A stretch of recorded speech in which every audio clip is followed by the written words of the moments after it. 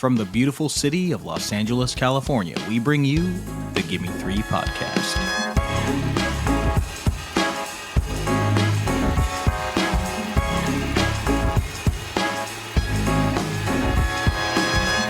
Hello and welcome, cinephiles, cinema lovers, and movie appreciators to the Gimme Three podcast, the podcast where we pick three films connected by one theme.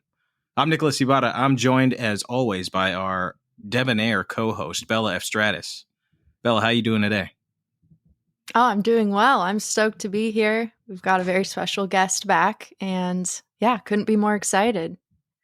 That's right, a very special surprise for everybody today. We are thrilled to be joined by returning guest, the mensch of the cinch, as I call him, Max Sopkin. Oh, I'm putting that on a shirt. Are you kidding me? That's incredible. That is amazing. How you doing, Max? I'm all right. I'm so glad to be back. Truly, obviously, love the podcast. This one's very personal. This episode's very personal to me. So super excited to be here and talk.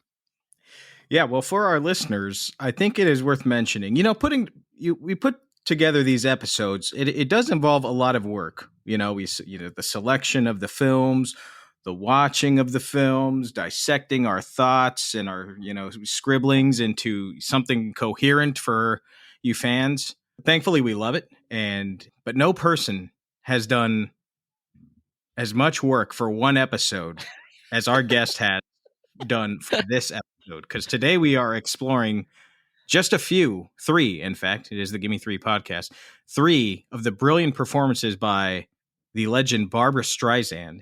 And Max, our Barbra guru, watched every Barbra Streisand movie ever made in order to select this outstanding trio of films that we'll be discussing today. So, Max, before we dive into some Streisand history, what was going through the full filmography like? Did you have like a quota you were meeting like a month?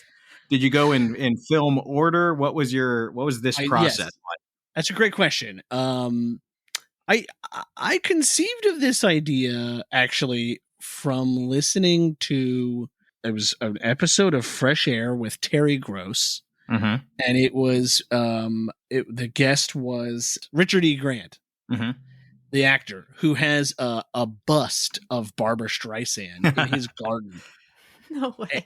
And I was like, listening to this, like thinking about like he just admires her so much, and I've always been a fan of Barbra Streisand, and I'm wondering like, why does he love her so much that he literally has a statue of her on his property? Like it's incredible to me. So I looked at her filmography, and it's only 19 movies.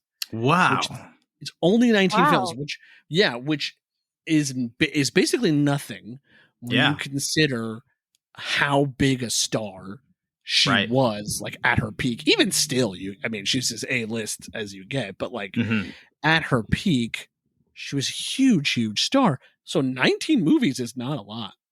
Not a lot, considering one of them is Meet the Fockers. Yeah, and the other one's Little Fockers. Right. She's in two Fockers. Absolutely. So as soon as I saw that, I was like, this is doable. This is totally doable. I can watch 19 movies. That's not that hard. Yeah. And so I decided to watch them all in chronological order. And it helped because I was already a huge fan of Funny Girl, and Hello, Dolly is like one of my all-time favorite movies. So I was like, and I've seen the Fokker movies and Guilt Trip, and I was like, okay, I've seen a lot of these movies, so tackling this won't seem too bad.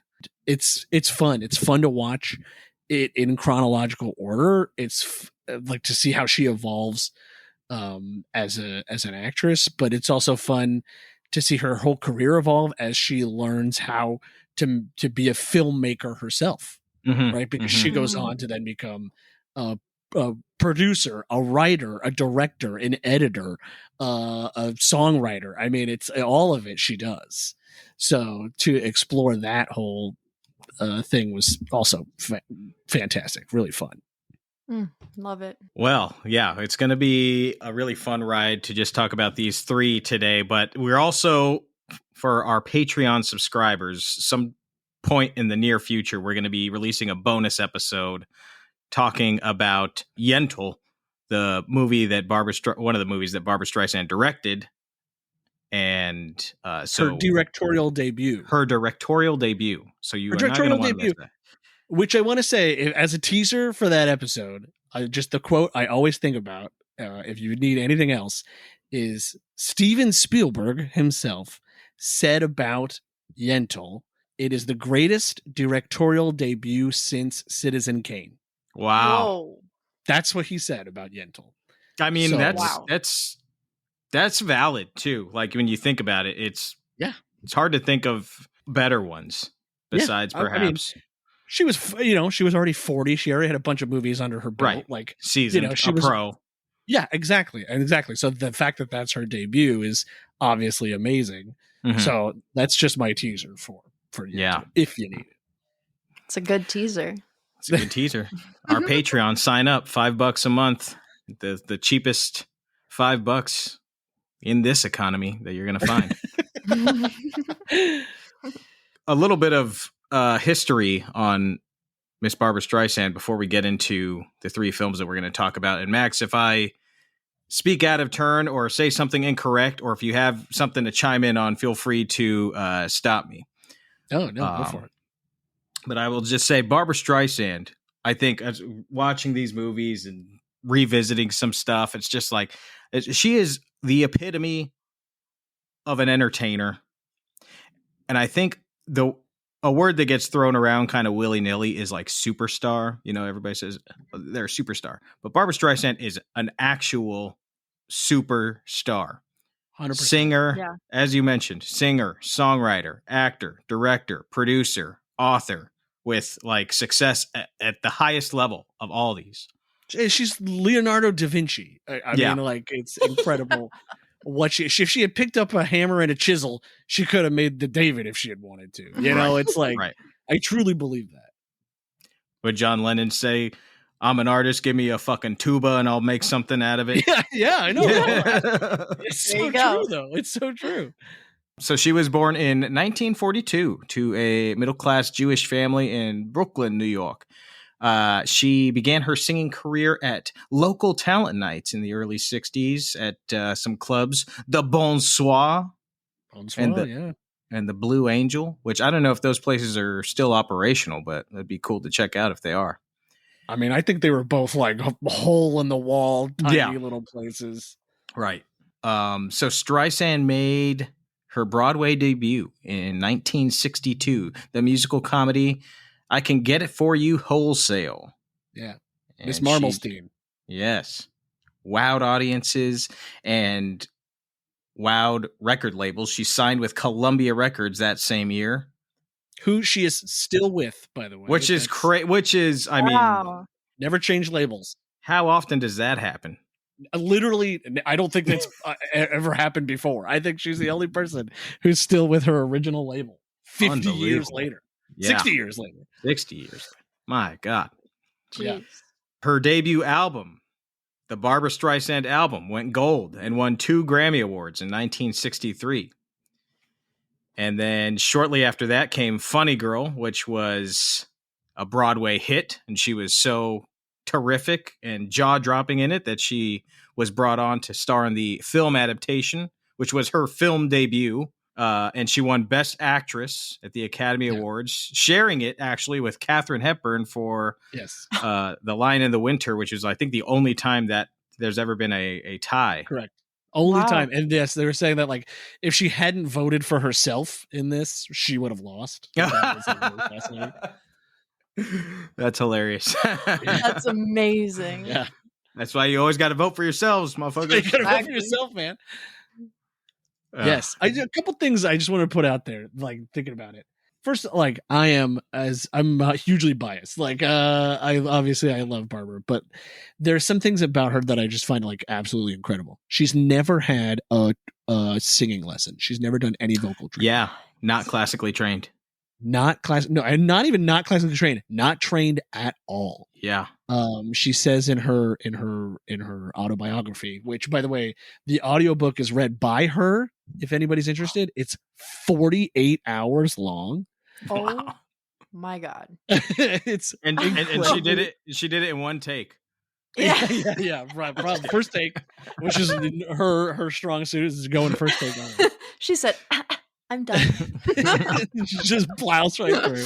48 hours. Yeah, she never had a voice lesson, which is pretty unbelievable to think. She did Wholesale on Broadway for a few months. That's where she met her first husband, Elliot Gould. Mm-hmm. And then when she did Funny Girl, that's a 2.5 hour show, right? At start at 8 p.m. every night. While she was doing Funny Girl, she was on Broadway for a year and a half. And in that time, she recorded I want to say 4 albums, 4 or 5 albums. Wow. And what she would do, this is mind blowing to me, is she would get off stage at 11:30, be done by midnight, take a cab downtown to a recording studio, and then record her albums from midnight to 4 or 5 o'clock in the morning. And people would be like, how are you singing this? You just sang for 3 straight hours on stage. You're in every scene. How's her voice hold up? Yeah, how does it hold up? She said, Funny Girl is the warm-up for this. Wow. It just absolutely blew my mind hearing that. That is crazy. Yeah, and that's how they filmed her first TV specials too. She had several TV specials that she sang with CBS, and then they would film them from midnight till 5 o'clock in the morning. When she was, and then she had a ton of fun doing it. In fact, she hated doing the stage version of Funny Girl. She and her co-star Sidney Chaplin did not get along. He's the son of Charlie Chaplin. He was a massive asshole to her. He was terrible to her. And she doesn't like the repetitious nature of theater. Once she got into it, she was like, I feel like a prisoner being trapped in doing the same thing every night. And so doing those TV specials was a way for her to do her own thing, which again, she would, co-write, star in. That's how she learned what lighting was and directing was, and all this other stuff is from doing all these TV specials at the same time. Wow, that's unbelievable that she was doing. I mean, that's fucking New York back in them days, huh? Yeah. Or she would sing at the Bonsoir. Sometimes she would get off at midnight and then just go to the Bonsoir and do a surprise gig or whatever. Working on material for her albums. It's inconceivable to me, but that's what you can do. She started Funny Girl when she was 19 or something like that. She was 20 or 21. Yeah, she had the stamina. She was just she was going. Yeah, incredible. So after Funny Girl, over the next several decades, Streisand's work would transcend genres. She'd evolve into a powerhouse of the entertainment industry. As we talked about, her 1983 directorial debut, Yentl, would cement her place as a history maker. She became the first woman ever to write, direct, produce, and star in a major motion picture. And not too long ago, we actually did an episode about EGOT winner James Earl Jones. So if you haven't checked that out, be sure that you do. But Barbra Streisand is another one of the few who have that claim to fame. She is an EGOT winner, Emmy, Grammy, Oscar, and Tony winner. Yeah, not to mention all the other stuff, Golden Globes and BAFTAs and blah, blah, blah. I mean, yeah, the list goes on and on and on, Those don't really count for. They don't mean anything. Yeah, truly, she's one of my idols. She definitely was before, but especially now after this, especially after her listening to her audiobook. And I think one of the themes that we'll touch on as we talk about these movies is the perception of Barbra Streisand and the reality of Barbra Streisand, because that's a huge component. We kind of grew up, the three of us, in a post-Barbra world, in a sense. We didn't really grow up with her peak of her stardom. But mostly what we hear is wow, what a bitch. She's terrible to work with. She's notoriously awful to people. But the far and beyond the reality is the exact opposite. And you can see it's so easy to find quote after quote after quote of people who work with her who are like, she's nothing but generous, kind, thoughtful. She cares more about the film than she does herself. She will always put the film first. If she is pushy, it's simply because she wants the best out of everybody. Right. And if this was any man, nobody said that about Orson Welles. Nobody said that about Orson Welles or Alfred Hitchcock. What a genius! He's a genius. Yeah, he's shooting guns in the background. Just terrorizing actresses. He's a genius. But if Barbara does it, she's a bitch. Right. And it's like it's so many of the themes of these movies. But the themes of her work generally just boil down to this same message over and over and over again. Again, it's so you literally just go online and you're just like quotes of people who work with her who are like, yeah, she's great. She's amazing. This is just fabricated by the press or misogynists or whoever. Yeah. Or men who were threatened. And there are dozens, thousands of them who worked with her and then were like, wow, she's better than I could ever be at my job. And so they just take shots at her in the press and stuff. I think Chris Christopherson said that working with Barbra Streisand made him fall in love with doing movies again and like restored his faith in the art. Yeah. Yeah. So there you go. I fully believe it. Yeah. So...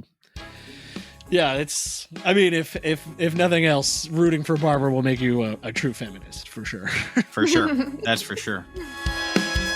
Well, let's get into it here. We got 3 amazing pictures to discuss, and we are going to start at the beginning. Max, we are starting with Funny Girl. Funny Girl, 1968, directed by Willie Wyler. It is. I'll give you a brief synopsis. Funny Girl follows the career of the Jewish comedian Fanny Brice, who Fanny Brice is like, I don't know, the Lucille Ball before there was television, right? In the early 1900s, she's trying to make it big in the Ziegfeld Follies, and she wants to be a big star. But really the movie is about, and the show is about, not really about her career, but it's about her marriage, her relationship with her first husband, Nicky Arnstein, and how that whole thing rises and then falls and the kind of great romance and tragedy of it all.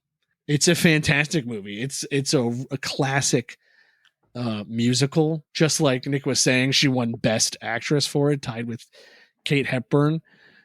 Well deserved, because Fanny Brice is a tough role. Like she's only in a few movies, because like her career is really vaudeville timing. So like she did some early films. They're all in black and white. I don't even know if she got to do any television, truthfully. I doubt it. Yeah, I don't think so. I think her career was pretty much over by that point. I don't even know if she was still alive by that point, actually. Right. So you're kind of trying to reproduce. She had like Fanny Brice is kind of like a plastic face, like really like crazy faces, a lot of Jewish stereotype characters. Secondhand Rose, and it's like her big song. My Man is like another one of her big songs. And trying to portray like a beloved comedy figure in American history can be tough. Ray Stark, the producer of the play and the producer of the film, was Fanny Brice's son-in-law. Oh, wow. And so he's the one that spent all that time trying to get the play made and then eventually the movie made.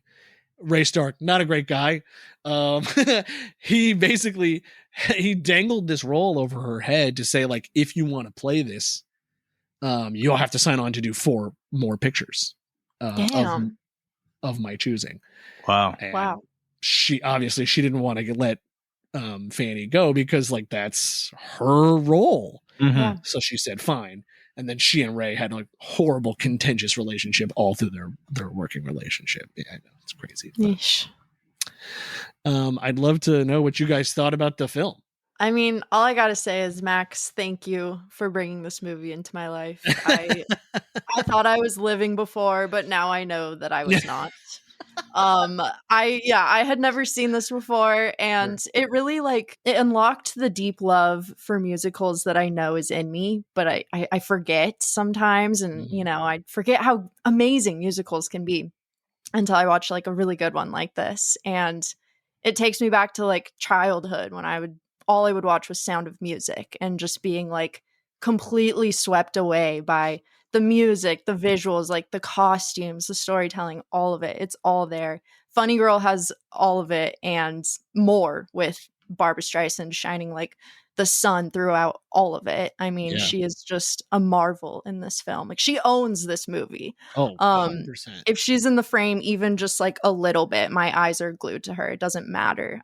She's just so expressive, so funny, and so moving too, and of course mesmerizing. She's just got incredible range, and yeah, this is a movie that I'm really excited to come back to again and again, because it's just so good. Got an easy 5 stars from me. Did you have a favorite moment? Oh, that's a good question. Well, a funny moment was literally right when it started. My boyfriend Jonathan was on the couch while I was watching it, and that scene, it's that opening scene, and she's wearing this like gorgeous leopard print coat and hat combo, and just pure gorgeous glamour. Yeah. And I'm like watching it, and she looks in the mirror at herself, and I was like, man, look at that gorgeous dame. And then she says, hello, gorgeous. And I was like, oh my God, like it's too perfect. And that's like a constant like AFI top 20 quotes of all time. Like, that's always like in the top 100 of greatest movie quotes. They always put that on there. As it should be. Yeah. Because, I mean, not to jump too far ahead, but that's such a like great full circle moment by the end of the film. Funny Girl, there's this big theme of like beauty standards and being beautiful and self-love. And so I love that it starts off with that, and then we see more of like her journey of like self-love and how she gets to that point in the end. But to that point, that's a huge theme for Barbra. That's what I've noticed in a ton of these movies. It's constantly wrestling with how she looks. And which is shocking to me. That was like the one thing about this movie that was like a little shocking, because I was like, she's fucking gorgeous. Like, why do they keep saying like, oh, she's dude, believe me, I know exactly what you're talking about, because I have always had a massive crush on her. I've always thought she's gorgeous. Stunning. I love the nose. I love the nose. Same. But if you're comparing this to 1960s beauty standards, right, or for her even earlier, right, like 50s beauty standards, the nose, the bump in the nose does not fit. It's too ethnic. It's too Jewish. It's too much. And her whole life she wrestles with this. One album cover she released in like the 80s, I want to say, in the 70s or 80s, they photoshopped the bump out of her nose, and she didn't. She had sent a pictures like, this is what I want to use as the album cover, and then when she saw the album after it had been released, she's like, this isn't my face, what's wrong? And realized that they had gone and manually touched up her nose before, in the picture. And then she had to have them pull the album off the shelves and re-release it with the real picture, because she's like, that's not my face. Like, what are you doing? So so I think it's a really interesting point you bring up, Bella, because it's a very common theme through all of her films. Yeah. And I saw a great Letterboxd review from Jessica Wessica that quoted the Margot Robbie Barbie movie, where she said, note to filmmakers, Barbra Streisand is the wrong person to cast if you want to make this point. And I thought that was just perfectly attributed, like, to exactly what we're talking about. Yeah. She is more attractive than Fanny Bryce. I'll say that. Yeah, I think Fanny Bryce leans way more on the comedy, because she wasn't as conventionally attractive as some other women in her era. Nick, how about you? Loved it. I had seen it maybe in high school, maybe with you. I don't remember exactly, but I had seen it a very, very long time ago, and it was great to revisit it. I know we're talking about Barbra, but it is a really beautifully shot film. Like, it is just gorgeous to look at. Not just the musical numbers, but like the sets are great. A lot of the shots are just gorgeous, and it is really interesting to watch it, knowing that it came out in 1968, like as the new Hollywood was, starting to become present, and there was just like such a juxtaposition of styles going on, because it feels like one of those big Hollywood golden era 1950s movie musicals.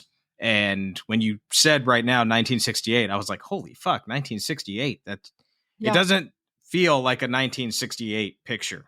Her opening musical number, I'm the Greatest Star. I mean, I just feel like that is, obviously it's Fanny Brice's, like, look at me, here's all the stuff I can do. But it just feels like, especially this is Barbra's debut performance, and that opening performance, it's just putting the entire industry on note of like, look at all the shit I can do. I am funny. I can do drama. I can sing. I can dance. Like, she does it all in that one musical number. And in the first 15 minutes, just like, I like her. I am down. 100%. I'm picking up what she is throwing down. I mean, how about Don't Rain on My Parade? Like, if you don't get chills when she runs into the train station and the train is gone, and then, there she is on the boat, like crossing through the harbor. I mean, it's amazing. Yeah. It's got tons of moments. Yeah.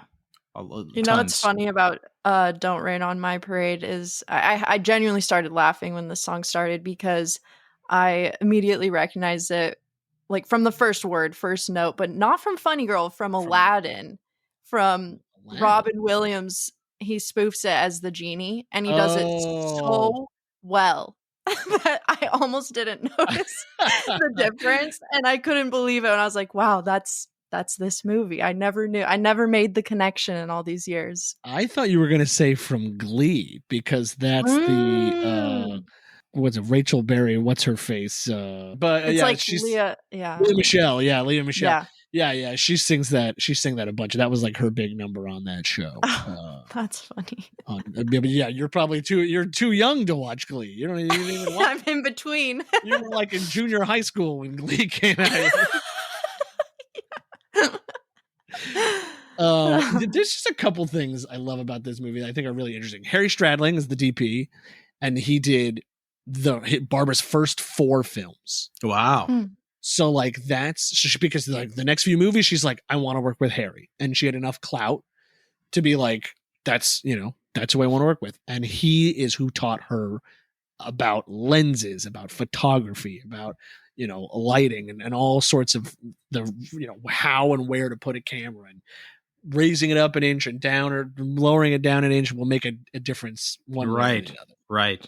Cool. Awesome.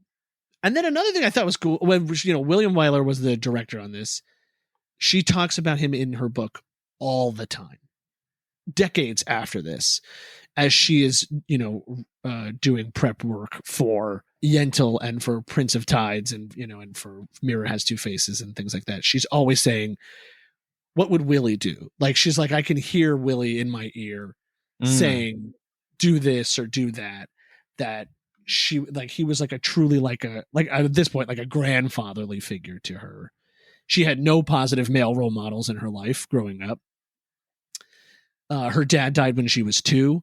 Her stepfather was really, I'm not going to say cruel, but like indifferent really is more accurate. But so like she really looks for these positive male role models in her real life, and William Wyler was one of them. And to Wyler's credit, he knows his strengths and his weaknesses as a director, because Herb Ross is the choreographer of all the big numbers, and he just let Herb Ross fully direct the musical numbers. As he should. I mean, as he should, and they were great. Like the big bridal number at the Ziegfeld Follies, which is super fun. The skating number, which is great, when she's still at Keeney's Theater. Yeah, I love that. But like, I love the lack of ego from William Wyler, where he's like, I'm not going to be as good at this as you are, Herb. So go for it, dude. I'll give you full control of the camera, and you just do what you want, and we'll just put it in the film. Yeah. I think that's so cool. I love that. I've worked on some things where when not so much with dance choreography, but actually with dance choreography, where we have kind of given the reins to the choreographer or stunt coordinators for action scenes or fight sequences, and it's like they've got a better idea of where to put the camera to make it look real and believable and engaging than because this is their medium.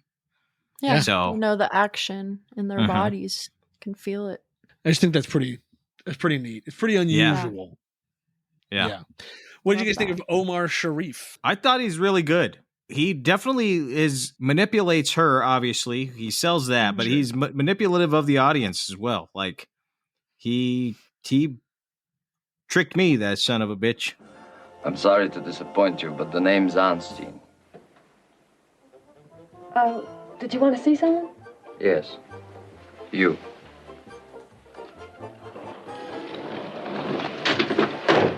Gorgeous. Beg your pardon. Oh, I mean, your shirt. Oh, it's absolutely the most gorgeous thing I've ever seen in my life. What's it made out of? Oh, French handkerchief linen. It was very limp, though. Yeah, I can see. Except, it's really beautiful. You know, all the tailcoats I've seen, I mean, well, they were rented, you know. They all got these stiff shirts. Well, this one's just for fun. You know, you've probably heard this very often that it's boring, but I had to come back to tell you how much I enjoyed what you did. It's not so boring. You'd be surprised how boring it isn't. You're going to be a big star someday, Miss... Bryce, Fanny Bryce. Fanny Bryce. I look for it in lights. What'd you say your name was? Nick Arnstein. Nicky Arnstein. What a beautiful, beautiful name. Got around thinking about me yet, Miss Keating? Oh, it's you. Oh, hello, Arnstein. Hi, I'll give you $25 a week. Take it or leave it. I'll take Leave it. I'm offering 35. What do you mean, you're offering? Since when are you... In show business? I'm not.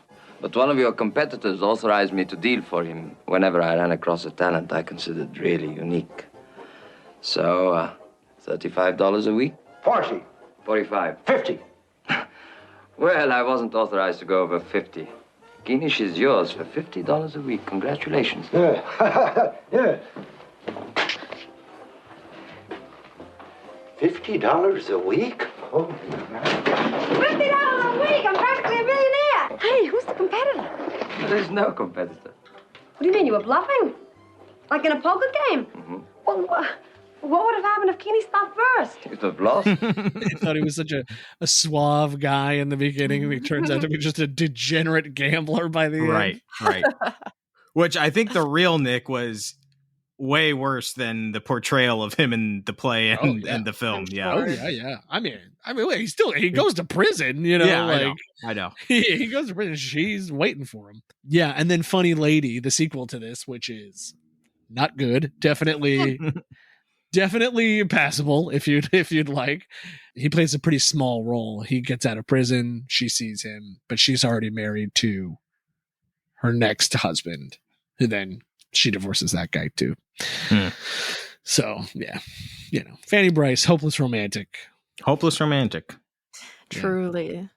There's some contention on this film that they wanted to who was it? WB who did this film? I don't remember. They wanted to fire Omar Sharif during filming because the 7-Day War had broken out. That's the war when the countries surrounding Israel invaded, and there was a 7-day war as Israel defended itself. And Omar Sharif is Egyptian. Right. And so there was a lot of controversy of being like of anti-Egyptian sentiment. Right. Saying like, fire him. And Weiler and Streisand came out and be like, why? He's not he's not in charge of the Egyptian army. Like it makes no sense. Yeah, you're right. He's an actor and by all means a very nice man. Right. You know, there's no reason to fire him, especially given that the two leads are Egyptian and Jewish. Like all the better to create harmony in this world by leaving him in it. Right. Exactly. Yeah. It's just fucking film executives who were like, we gotta fire him. Classic. Yeah. What did you guys think of his performance? I liked it. I feel like, I don't know. I hated him from the beginning. I was like, you're bad for her. It's asleep. Get out of here. Leave her alone. I maybe it's because I like to gamble. I was like, he's gonna get that win, guys. Come on, just one more fucking hand, and he'll fucking fix it. No, I had zero faith. I saw it coming a mile away. But at the same time, it was like, he's so beautiful that I was like, yeah, he is a pretty man, girl. He is Can't blame you, but also wake up. Yeah. By the way, if you want a real talk about a real jump, the real Nick Arnstein is not nearly as attractive as I looked at Omar the picture. Sharif. I looked at the pictures of that fool, and I was like, man, that guy must have a great cock, because I gotta look up of all of what Fanny went through for that dude. Yeah, I mean, he's a real nebbish Jew, and then what an upgrade to Omar Sharif. I mean, truly. Yeah, you're looking at his picture right now, Bella? Wow. If you're listening to this, just hit pause real quick and go Google Nicky Arnstein. Yeah, you thought Timothy Chalamet playing Bob Dylan was a stretch. This one is. Yeah, you're right. I did say that. You're right. Oh, that's so good. Yeah. Well, I'm glad to hear that both of you really enjoyed this film. It is very special. It is. It's a wonderful picture. It's big. It's so colorful. It's just like, I just love the colors, that Technicolor look, man. Yes. It's gorgeous. And I feel like it reminded me a lot of, I love, you guys have heard me talk about this 1,000 times on here, but Umbrellas of Cherbourg, which is like, sure. Just, I love like the palette in that or like the design in that they'll have the costumes complement the wallpaper or like the room and set design. And I feel like this film did that too a lot. Like there's this great scene where Babs is dressed in this like head to toe gorgeous lilac dress, and then it's like this deep red, like maroon. Yeah, that's the I am man, you are woman dinner scene. Mm-hmm. Yes. Yeah, and it's super like sexually charged and like, but she's like a little dainty flower, and that sounds weird, but it was really good. Yeah, I like that scene. I like that scene too. It's also very much a reflection of real life, because she was very clueless about men until pretty late. Like she just didn't have time. Again, she didn't have any positive male role models in her life, but also like she was so into, she lived in Brooklyn, taking the train into the city every day to like go see plays and audition and do acting workshops and things like that she just like had no time for men. And it's not until she meets Elliot Gould really doing Wholesale that she's like, I guess I am attracted to human beings and they're attracted to me too. Right. So like that scene I think is so funny because it is very close to her own real life. I love that. Yeah. Just watch it. What are you doing with your goddamn life? Just watch it. It is available to stream on demand, but I would also recommend checking out your local video stores. I believe there's a Criterion Collection Blu-ray available, so check out Vidiots and check out Cinephile Video on Santa Monica Boulevard and Videotech in Pasadena if you live in the greater Los Angeles area. Funny Girl, do not miss it.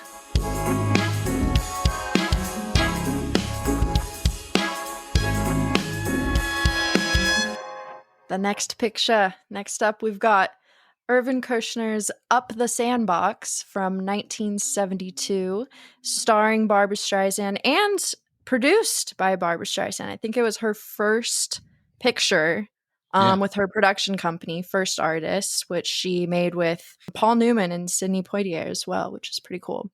Barbra Streisand stars as Margaret Reynolds, a bored and neglected housewife and mother of two who finds herself slipping in and out of strange and increasingly outrageous fantasies. She has confounding sort of romance with a Fidel Castro lookalike, a full-on fistfight with her overbearing mother, a kind of tedious run-in with a powerful African tribe of women with the secret to painless childbirth. So if you're listening to this, like, what the fuck?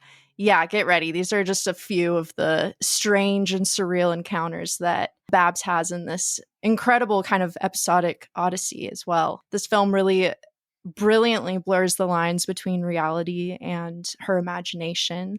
It runs wild with what I think is incredible style and a really sharp satirical sense of humor that I think makes this film light years ahead of its time. And yeah, I'm genuinely shocked that I had never heard of this, and I feel like not enough people talk about this film. I think it's the definition of a hidden gem. It seems like a movie that had its finger on the motherfucking pulse, but the people just couldn't handle it. They weren't ready for this type of cinema in the early 70s, and it's a damn shame. But Nick and Max, what do you guys think of Up the Sandbox? I mean, Bella, you took every single word out of my mouth. It's everything that I was going to say. You have just so perfectly encapsulated. I mean, this movie was a shock to me when I first watched it. I'd never heard of it. As I'm sure 99% of people haven't heard of it. It was a commercial and critical flop at the time. Produced by First Artists, which is basically a rehash of United Artists from the 20s, right? That's the Mary Pickford, is that her? Mary Pickford, Douglas Fairbanks, like that's their studio. Then when they would self-finance. So this is exactly the same thing. Yeah, Dustin Hoffman and Sidney Poitier and all those guys would finance their own films. And this movie, like, to say this is light years ahead of its time, it's so accurate. When I watched this, especially compared to what I had just watched previously, which was On a Clear Day You Can See Forever, which I hated. It felt that's the only movie that I actively hated while watching. Wow. Felt ancient and plodding and thick and just horribly boring. This movie was like a bolt of lightning, I think, in comparison, and truly shows what Barbra herself wanted to show people, which was that she is an actress who can sing, not a singer who can act. Right. She will always, always, always call herself an actress first and a singer second, which is crazy to think because of how big her music career is and how indelibly tied it is to her acting career. But there's no singing. She doesn't sing in this. No. You know. Not even a little bit. Not even a little. Yeah, there's like one. She's singing to her daughter as like a nursery rhyme or something like that. That's it. This is a true...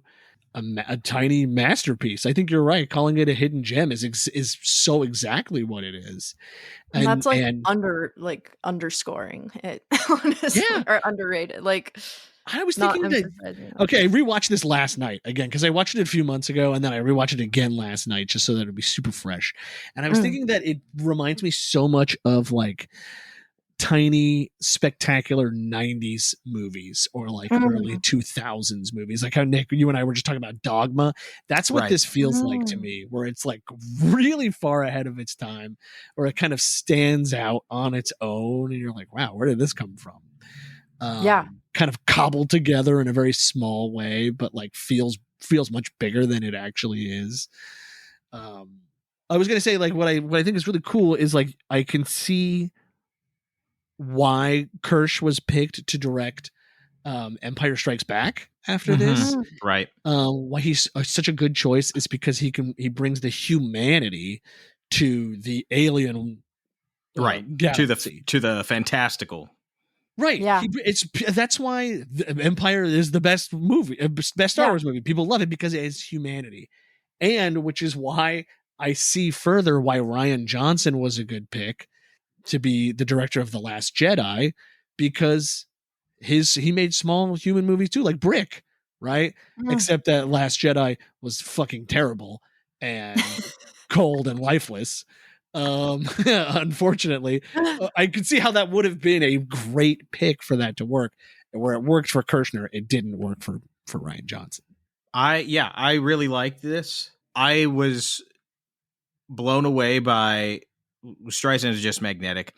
I was blown away by how grounded her performance was. It was like probably the most grounded performance I've seen her do, which is funny because it's such like a surrealist piece, You know, there's like Right. so much crazy Right. shit, but she's like kind of like she plays the straight woman for lack of a better term. Mhm. I think it is, yeah, it's kind of like ahead of its time. I think it's also like maybe a few years too late. I think it's both ahead of its time, but also like it missed its window. I think if this had come out in the late 60s or just like 2 years earlier, the French new wave inspiring new Hollywood, like it's got that sentimentality, but like by this time it was already like run its course and some of the movies were starting to flop, so there was just like a little bit of ill will and bad taste in the mouth, and just people were like, I think, hungry for just like pictures again, you know.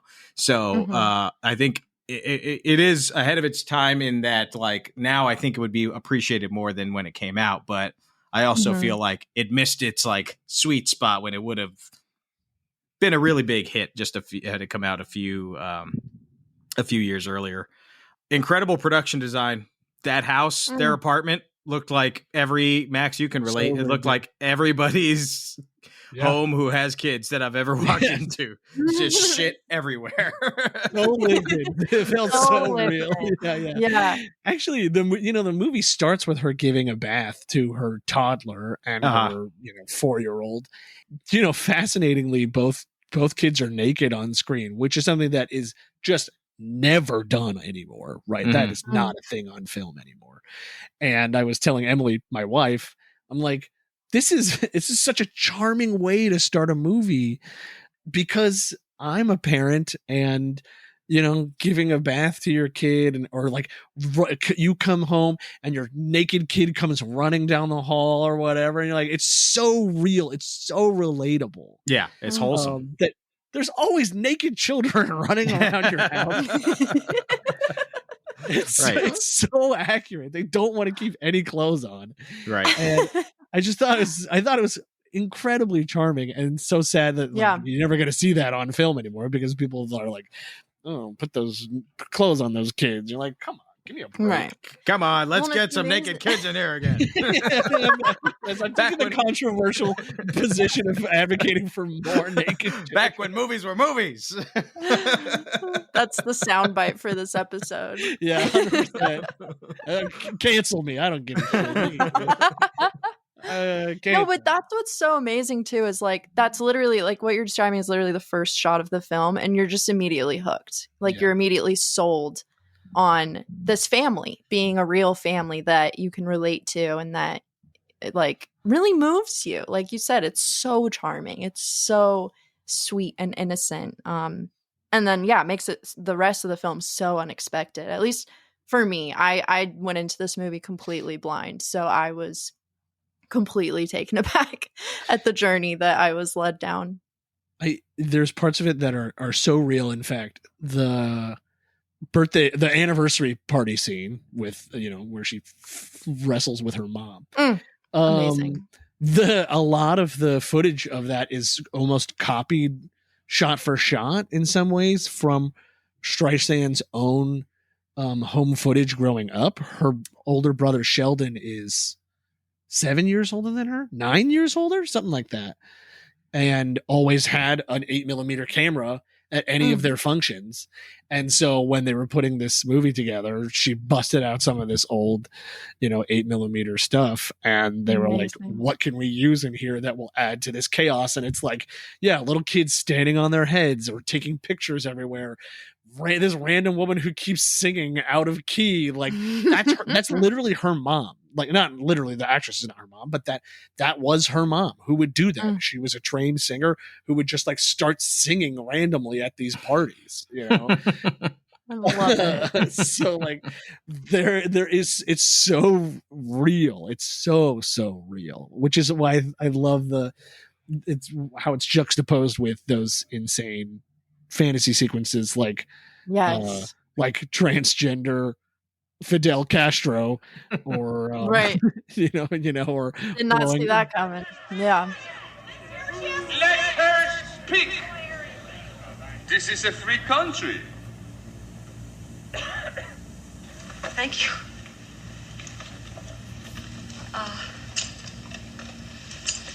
Sir,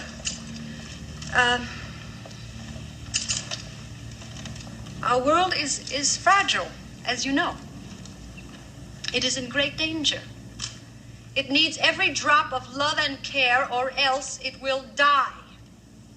Where are we going to find this loving care? In the military academies? In the councils of state? No. In its women. And if we must use power, let us speak about the power of mothers who can instill in their sons a true masculinity and thereby create a new breed of men who will not have to run around with toy weapons and uniforms to show their manhood. Men who will use their muscle to build and preserve rather than destroy. Men who will not be afraid to stand up for love instead of hate. No, we do not have to become more like you, sir. We only have to become more like ourselves.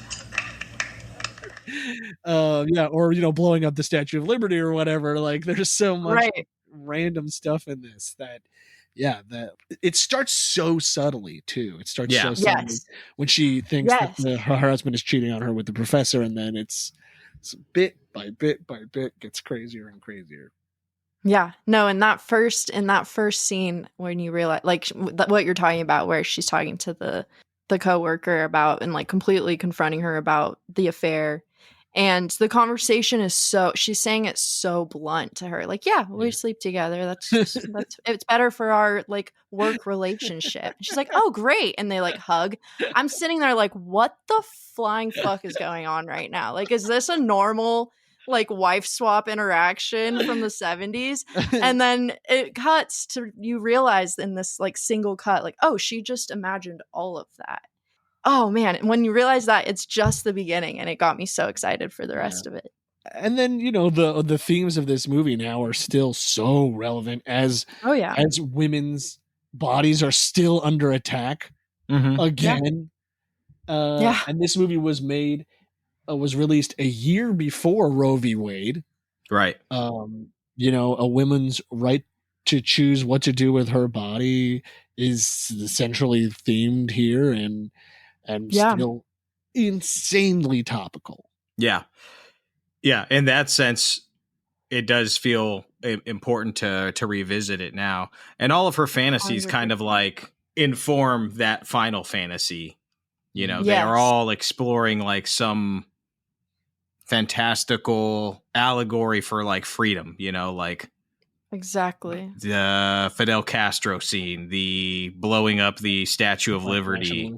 The African tribe where the women are kind of the rulers and the men are the caretakers. They all explore like this idea of freedom, or this perception of freedom, including the Final Fantasy where she's making the choice to whether she's going to keep the baby or not. Right. Well, and one of my favorite fantasies is when her and Paul, her husband, are at that like big party or like gala. And it's so good. It had me laughing out loud. They're at this like party, and Paul is giving like all of his undivided attention to this talkative young blonde with big tits, and he won't even acknowledge Margaret. Scientific term, Bella, is big-breasted bimbo. Thank you. Yes, I forgot.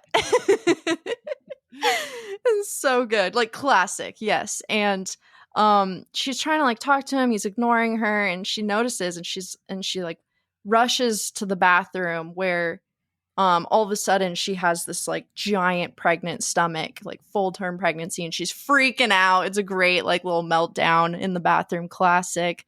And then she like presses on her pregnant belly, and she's like, like screaming. And then it's a sigh of relief when it's like all the way shrunken down, and then all of a sudden her boobs start growing like 4 sizes, and she's all excited. She like prances back downstairs and stands right next to what was it, the big-breasted bimbo showing off her new boobs. And then still her husband like rejects her, and this is my favorite part, when he rejects her boobs just like deflate right there and then. It is so funny, so brilliant, such a great like gag that really plays into this like another constant theme of like the impossible task of being the image of a perfect woman, which I think she quotes at one point. You know, it's like, maybe if I also have big boobs, he'll pay attention to me again. Then it's like, oh, he's only paying attention to this person because she loves listening to him talk for hours. Like, she just can't win in this relationship.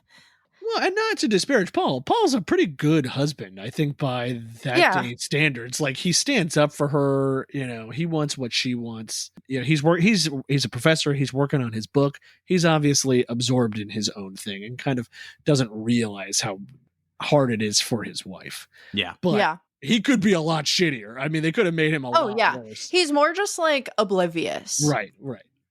I'm so glad you liked this movie. This was truly, oh my God, I loved it.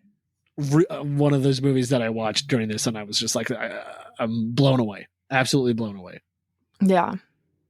It's fun to talk about because, as you said, I think I had never heard of it before.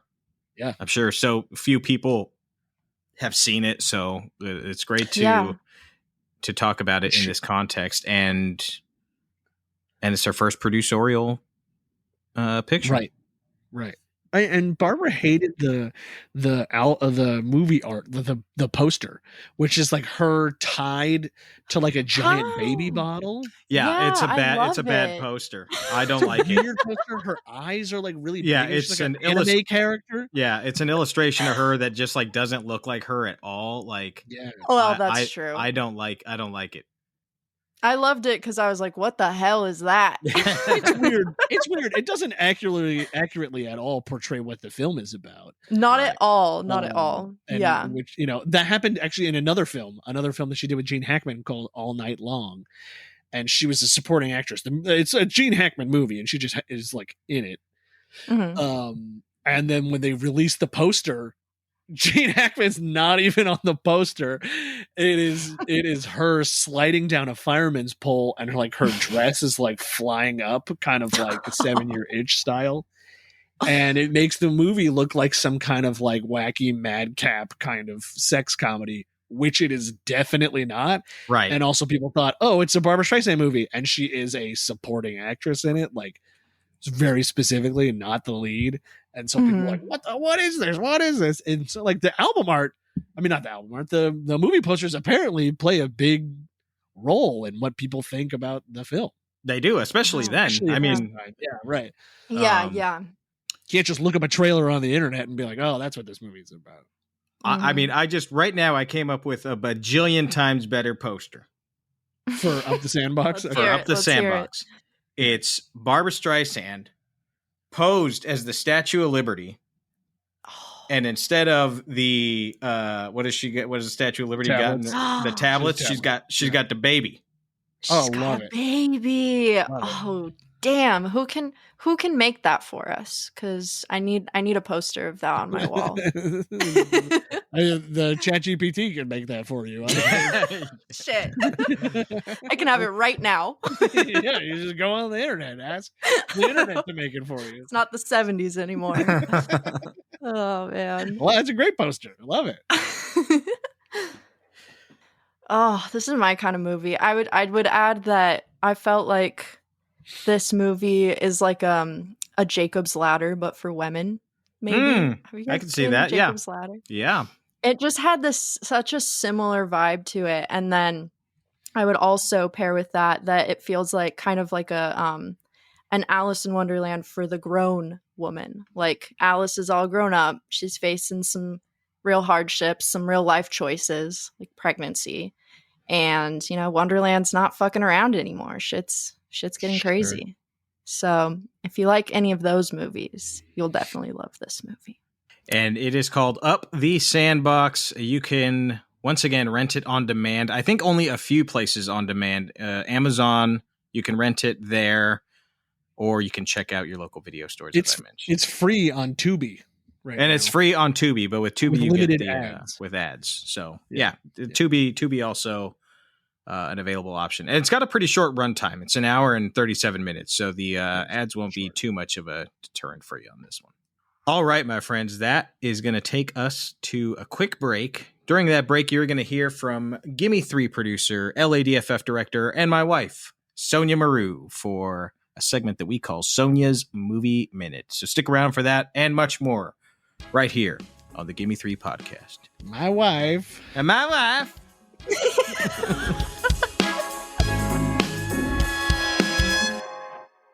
Hello, I'm Sonia, and this is my Movie Minute. Ryan Coogler's Sinners is my favorite movie of 2025 so far, and I think it'll be pretty hard to dethrone. Sinners is about identical twins, Smoke and Stack, who come back to their hometown of Clarksville, Mississippi after 7 years away to open a juke joint. On the opening night of the juke, a group of vampires show up and fuck everything up. It has all the things we love in a popcorn flick: comedy, sexy people, great sets and costumes, action and suspense, and vampires.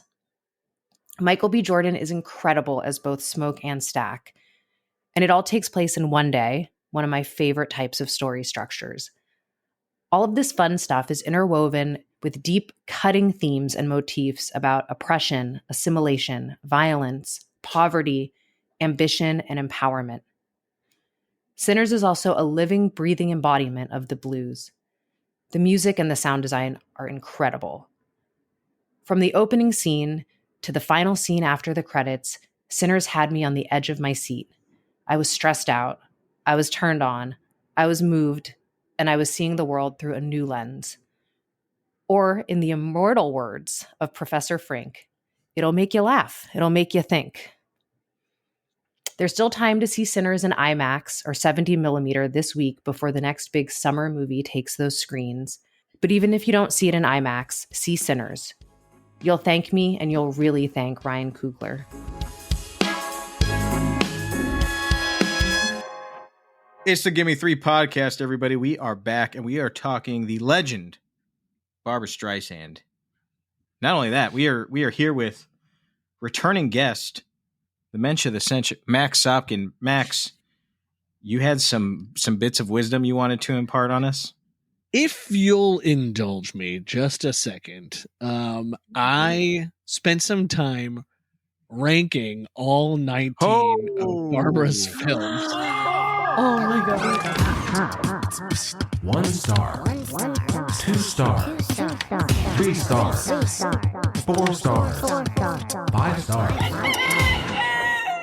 This is a personal preference, okay? This is not based on any objective criteria whatsoever. Okay? At him, listeners.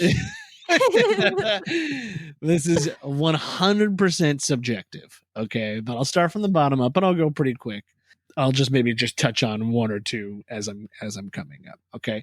19, the worst film by far is On a Clear Day You Can See Forever, which was a musical about hypnotizing Barbra Streisand to get her to stop smoking, but it turns out that she is in touch with her past lives, which are like a poor English woman pretending to be a rich English woman.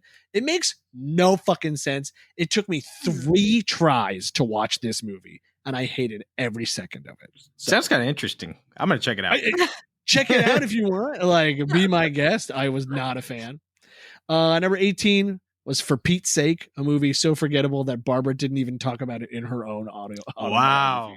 Which is She's 48 hours long. yeah. She's like, I literally don't remember making this movie, and then blazed right on past. Wow. Damn. 17 was The Main Event. Number 16, Funny Lady, the sequel to Funny Girl. Okay. 15 is Little Fockers. Number 14, All Night Long with Gene Hackman. Number 13, controversially pretty far down this list, The Way We Were, which people love. It's an all-time great romance. Got a classic song. Just, Robert Redford just didn't do it for me. There's a couple scenes missing, and it turns out that she and Sidney Pollack had like some disagreements about what should be cut and what shouldn't. And apparently the version that was released for like the 50th anniversary or 45th anniversary or whatever adds those scenes back in, and it makes the movie way better. But the theatrical release, there's like some stuff I was like, I don't understand why these people are acting like this. And it's because those scenes were cut. I have not seen that new cut. I've seen the theatrical cut, and I agree with you. I thought it was fine, but not fine. Not tremendous. Yes, when my mom finds out that this movie is ranked at number 13, she's gonna be very mad at me. Yeah, my mom literally recommended that I watch that movie today. Well, I think generationally, it's a huge romance drama, and for the time, I'm sure it's great. But like being able to go back and watch it any time now, it like doesn't hold up. I think without those scenes. Yeah. Number 12, I have Meet the Fockers. 11 is Nuts. And then the top 10, The Owl and the Pussycat, starring George Segal and Barbra Streisand. It's based on a play, and they're really great. Their chemistry is so fun. 9 is The Mirror Has Two Faces with Jeff Bridges. She directed that movie. Number 8, The Guilt Trip with Seth Rogen. That's her last film that came out in 2012. And it touches me. My mom and I saw that in theaters, and she loves it. And it's too real for me to like genuinely laugh at. It's about a 35-year-old man who does a cross-country road trip with his overbearing Jewish mother, and I was like, God damn, this is a lot. Number 7, The Prince of Tides with Nick Nolte. She directed that film too. I thought that was really solid. Number 6, What's Up, Doc, with Ryan O'Neal. Ryan O'Neal, yeah, directed by Peter Bogdanovich. I almost suggested that for us to watch because she's really great, and it is so madcap. It is so funny. Really, really highly suggest What's Up, Doc if you're looking for just a great screwball, classic screwball comedy. Yeah, great picture. 5, I have Yentl, because that's, super impressed. Number 4, Hello, Dolly, which is not as good as some of these movies that I like. What's Up, Doc is an objectively better film. I just love it. I just grew up watching it, and I love it. Number 3, A Star Is Born. Number 2, Funny Girl. And I have number 1 of The Sandbox because I think that's the movie that I would go back and probably watch on like repeated viewings down the line. Wow. I might never come back to The Prince of Tides, even though I have it up higher. I might never come back to some of these movies, but I think Up the Sandbox I would come back to several more times over my lifetime. So yeah, I love that. Yeah. So there's my list. Well, thank you for sharing that with us, Max. That was a upset victory. I was not expecting Up the Sandbox to top number 1. I wasn't either. And when I was making this list, I was like, this is what feels right to me. This is what feels right. So yeah. So you got to go check it out now. People, you got to watch it. You got to watch it. Max's favorite Barbra Streisand movie of all 19 that he watched. My goodness. Yeah. Another one that was in your top 5 we are going to discuss right now. A Star Is Born, 1976, directed by Frank Pearson. Here is your summary. John Norman Howard, played by Chris Christopherson, his rock career is on a downward spiral as the years of drinking, touring, and carousing are catching up with him. And he discovers Esther Hoffman singing in a tiny club and realizes that she's a bright and shining star. He's going to help her career ascend as his is burning out. There's a good chance your listeners have seen the 2018 A Star Is Born with Bradley Cooper and Stephanie Germanato. AKA Lady Gaga. Good thing she changed her name. Good thing. This is like the big commercial pick out of all of these. This is her most successful box office hit. Yep. It grossed $80 million on like a $6 million budget. And holy shit. Yeah. It's crazy they did this for $6 million because it's a big movie. I mean, even by 1970 whatever standards, it's a big movie. Yeah. I think, I don't know if that 6 is entirely accurate. I think it's a little more than that. Yeah. Like, for example, this movie is the first movie that uses Dolby sound. Yeah. Oh, wow. She felt that in the mixing process that it was so valuable to have this Dolby sound that she paid out of pocket for the whole movie to be mixed. And it cost her $1 million. Wow. Personally. And oh my God. And then when she took the film back to WB, again, I'm pretty sure it was WB who produced this film. Yeah. They were so impressed by the sound, they actually paid her that $1 million back. They said it's a worthwhile investment and added it into the overall budget. The sound's incredible. Yeah. It's a rock and roll fucking movie. Yeah. Through and through. And if you don't have that wall of sound, then what do you have? I really loved this movie. I thought it was pretty riveting. All the performances were great. I thought Streisand with the curly hair is just, oh my God. Fuck yeah. Amazing. She's amazing to look at. She kind of got a nice tan going on. She got the curly hair, and all of her costumes are her own clothes. Yep. They're no way. They're from her closet.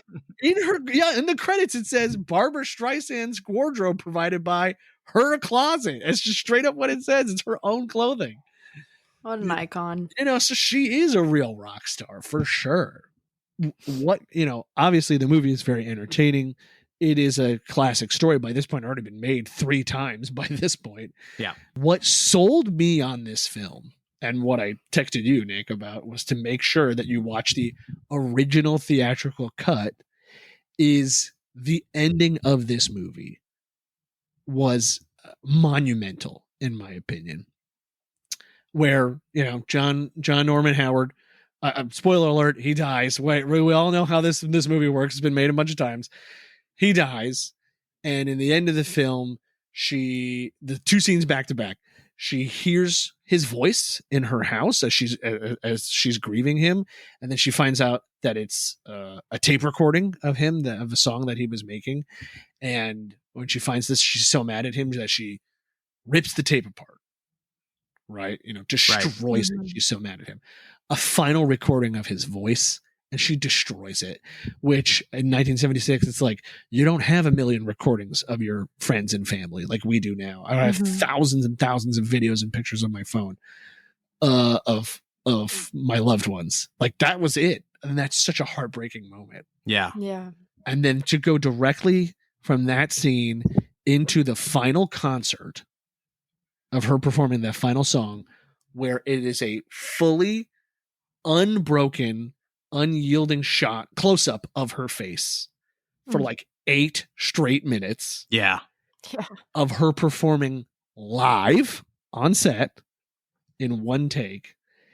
And I truly was sitting on the edge of the couch watching this scene. Like, Emily and I were watching it together, and we could not tear our eyes away. And she finishes the movie, the end, and we were both like mouths agape looking at each other. She really takes you on a journey in that final singular performance of her love for him. She starts, it's kind of like a medley of the final song that he wrote, but some of the other like hits that he had and her own work. And it just like, it tells the story. It's one of the best scenes of any of the Star is Born iterations, in my opinion. It's just, I agree. It is, and because, like you said, it's one shot and she's fucking singing live, which she did a lot, almost exclusively in this movie, because she doesn't like lip syncing. Yeah, she hates lip syncing. So she's like Bill O'Reilly, fuck it, we'll do it live. You know, like, and it really works. It really works. And in her autobiography, she talks about how essentially she directed this movie. Frank Pearson did basically nothing. This guy was a schmuck. This guy was a grade A schmuck. And he said he was a writer who had never directed a movie before. And he said, fine, if you want to use my version of the script, you have to let me direct it too. And she, for some inexplicable reason, said yes to it. And I'm like, girl, why? Girl, why would you do that? She was more than capable of directing this movie at this time. She had all the tools. She didn't trust herself.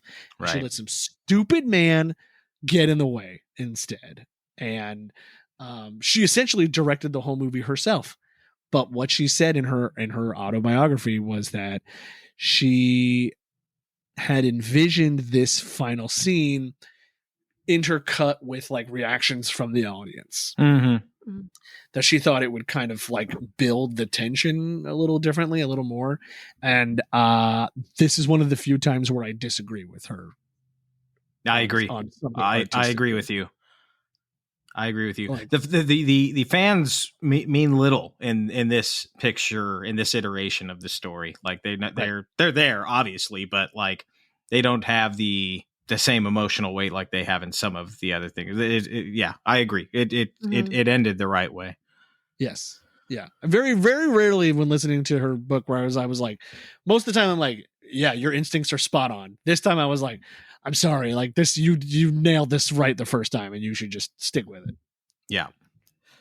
So, okay, this movie, Streisand just comes off like a fucking megastar. She is just, she commands the audience. She commands the screen. When she is on screen, this movie rocks. When she's off screen, this movie sucks. In my personal opinion. That's pretty accurate, actually. I'll give you that. I agree. Yeah. I agree. I've seen 3.5 versions of this movie, A Star is Born. I've seen the 1937 Janet Gaynor, Frederick Marx original.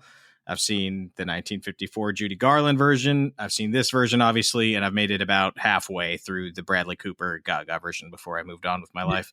Yeah. The first half is the good part of that. The second half is a lot. I didn't even like the first half. I don't love this story. Like, I don't love the A Star is Born story. I think the story actually worked best in the 1937 and 1954 versions because, like, As the actors, gender, you're saying?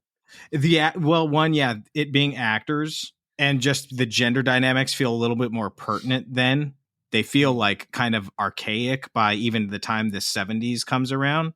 And the 1937 has like this underlying like post Great Depression optimism that you sense the characters haven't recovered from that. There's just like some more interesting, bigger things, I think, said in the original version that the other versions like don't really encapsulate. But in any case, we're talking about this version. Barbra's great.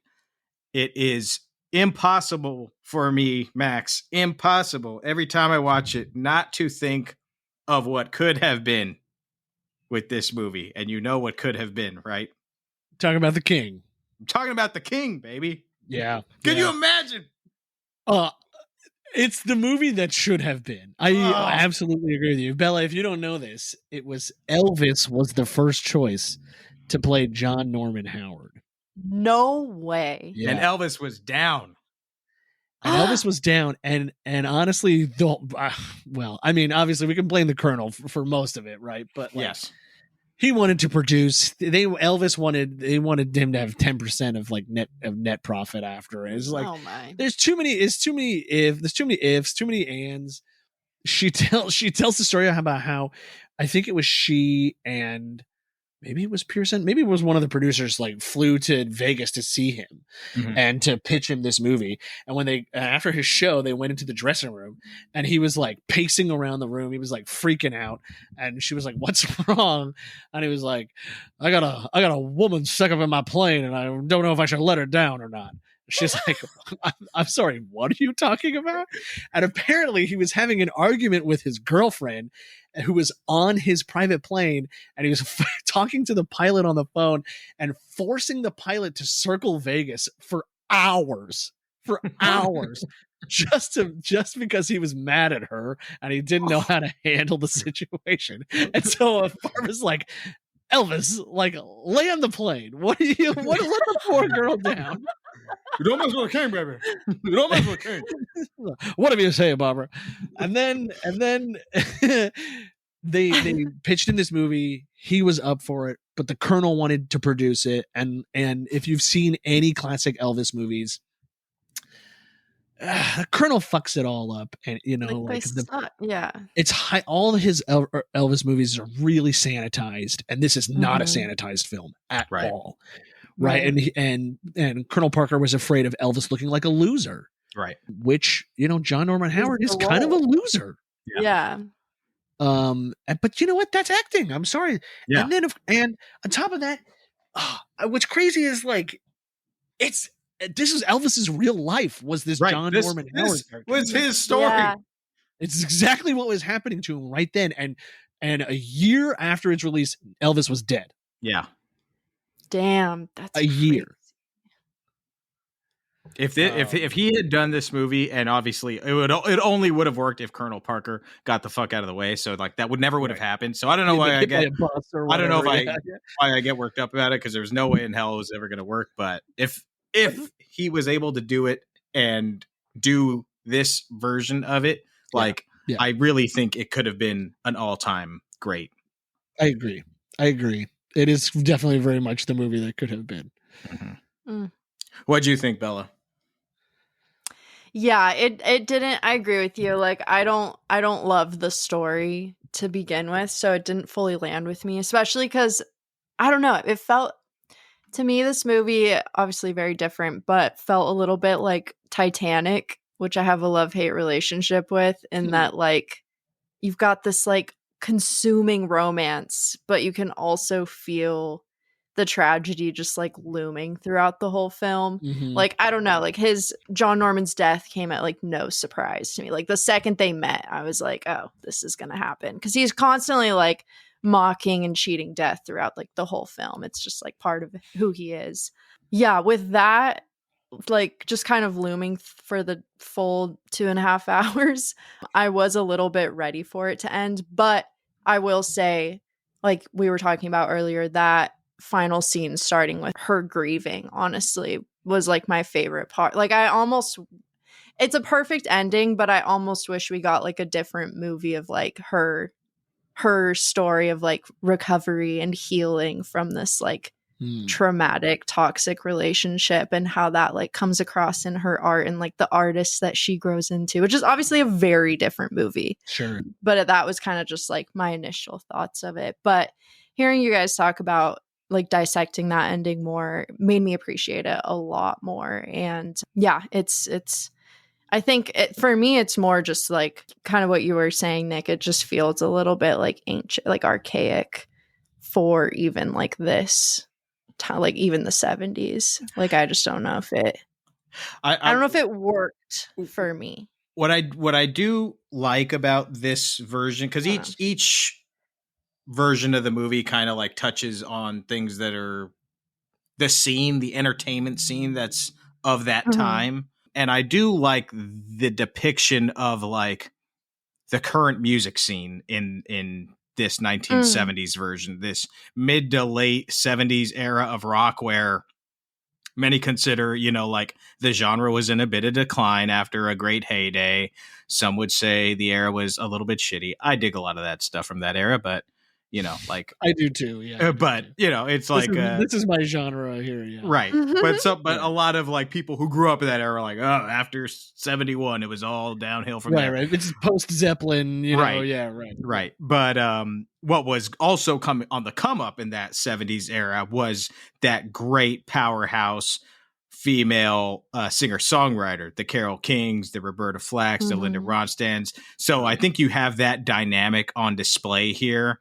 And I think the film really captures that transition of era, of music era quite well. So that I really dug. I liked that concert at the Sun Devil Stadium with the 47,000 people. That shot where they come over the rock. Yeah, they put on what is the story there? Did they just tell him, hey, Barbra Streisand is performing? Yeah, they actually had a bunch of musical acts. It was John Peters. Oh, wow. John Peters is the producer of this film, who was Barbra Streisand's boyfriend at the time. John Peters was a hairdresser who essentially conned his way into becoming a film producer. Wow. Yeah, he was. He's the producer who's like stories loosely based off of Shampoo, right? Oh, is that what I've never seen it? But is that? I think so. Also, Paul Thomas. Maybe I might be wrong about that, but Paul Thomas Anderson's movie Licorice Pizza, Bradley Cooper's character is definitely based off John Peters. John Peters. Yeah. Oh, wow! Look at that. Yeah. he was aggressively overconfident, and it worked very much in his favor. He was a hairdresser to the stars who became a film producer with literally no experience whatsoever. Absolutely none. He was convinced that he could have directed this movie at one point. So, men, you know. Yeah. Yeah, it was his idea to throw this concert. 50,000 people. They charged $3.50 a ticket, and Barbra performed. She hadn't performed in nearly 10 years live in front of a concert. After the concert in Central Park, where she forgot some of the words to one of her songs, and it gave her paralyzing stage fright. That's awful. Yes, this is like the only time in the intervening. There was 27 years where she did not perform live concerts, and this was the only concert that she did like in that in between time. To get people to come out, and Chris Christopherson performed a bunch, and there was like a bunch of other Santana was there. Right. Peter Frampton was there, who wrote one of the greatest rock lyrics of all time. Do you feel like I do? See, this is what I'm talking about when they say the decline of rock. She talked about in the book, like, about how she felt like kind of inadequate up against those other stars because her style of music is very different. Very different, yeah. She's not a rock singer, No. The songs that she performs in this movie are like kind of like rock soul, right? But in her classic repertoire is musical theater and Tin Pan Alley songs written by Harold Arlen or whoever, so it's like she felt like she wasn't going to quite come up to snuff, but of course she is really the biggest star in the lineup. So it's a real concert that they filmed. That's amazing. I just wanted to circle back and just talk about one thing we talked about at the beginning, which is like the sexism that she faced. Frank Pearson, the director, wrote an article before this movie came out, basically trashing it. And who was it? The reporter that Barbra was friends with, like, tipped her off to this before it was going to be published, and she called him and like begged him not to release this, and he's like, whatever, I don't care. And then he published this article, and it had a very large effect on the critical thoughts of this film. That this is the movie where people were like, she's a tyrant, she's a diva, she's crazy, she takes over everything. And meanwhile, Frank Pearson never directed a movie, had no idea what he was doing. Like, literally, like, strong-armed his way into making this film. She was the producer, she's the editor, she wrote Evergreen, which is the Oscar-winning song from this film. Right. Like, she wrote that with Paul Williams. So, she's at the top, literally at the top of her game, and people are like, she's a monster. She has talked about how so many of the negative reviews that she got from this film were from female critics. Wow. And she's like, this is a movie about female empowerment. Why is it that women are coming after me, trying to take me down? Right. Yeah. And that people say, oh, why didn't she just fire Frank Pearson and take over as director? The DGA had just established, like, that year, a union rule about because of Clint Eastwood, who basically connived his way into firing the director on his movie The Outlaw Josie Wales, fired him, and then took over the directing duties. And that, the DJ was, I guess, very unhappy about that, and so they implemented this rule. But no one's like, oh, Clint Eastwood, you're a bitch for doing that. Right. Right. It's people only remember Barbra directing from the sidelines, and saying that she's a monster, when no one like gives Clint Eastwood a bunch of shit about it for being such an asshole.